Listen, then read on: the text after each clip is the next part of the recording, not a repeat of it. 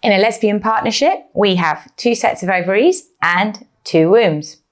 So we can do something called reciprocal IVF, in which both women can feel really actively that they participate in the pregnancy.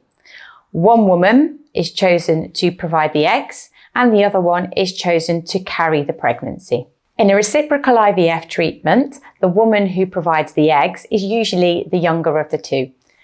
This is because egg quality does deteriorate with age. So the younger you are, in theory, the better quality eggs you have.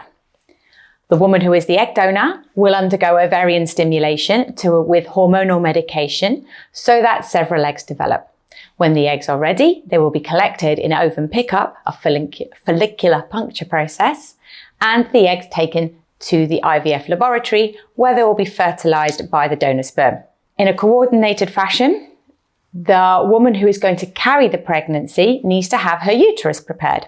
She will also undergo hormonal medication, but a different kind, and this is to make sure that the endometrium becomes prepared and receptive for the embryos.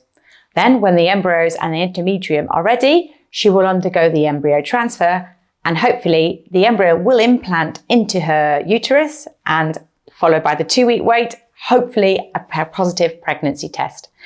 This allows one woman to provide the genetic load for the baby and the other one to carry the baby so that they feel both actively involved in the pregnancy.